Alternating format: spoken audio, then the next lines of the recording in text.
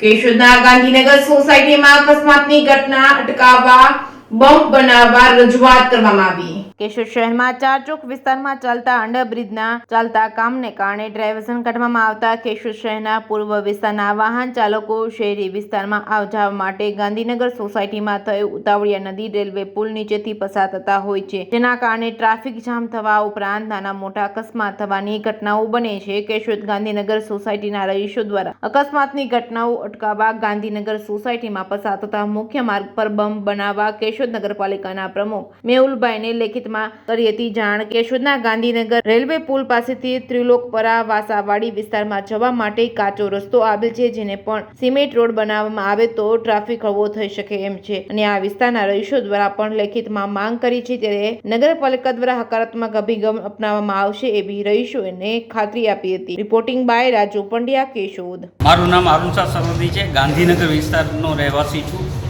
ગાંધીનગર વિસ્તારમાં જે વૈકલ્પિક રોડ સિમેન્ટ રોડ હતો એને અત્યારે ડામર રોડ કરી આપેલો છે, એના હિસાબે ટ્રાફિકની અડચણ ખૂબ ઊભી થઈ છે। રોજ નાના વાહનોના રોજ અકસ્માત ટુ વ્હીલરના થતા હોય છે, તો આજે નગરપાલિકા કેશોદના સત્તાધીશો શ્રી મેહુલભાઈ ગોંડલિયાને અમે વિનંતી કરી છે કે અમારા રોડ ઉપર જો બમ્પ મૂકો તો આ છાર સવારે આ રીતના અકસ્માતો થતા હોય છે, એમાં કોઈ મોટો અકસ્માત થાય અને તંત્ર કામે લાગે એના કરતાં આપણે આ કંઈ અકસ્માત થાય એ પહેલાં વ્યવસ્થા કરો બમ્પની એવી વિનંતી કરવામાં આવી છે અને એ લોકોએ સહર્ષ અમને કીધું છે કે તાત્કાલિક ધોરણે અમે આ કાર્યવાહી કરશું। થેન્ક યુ, આભાર।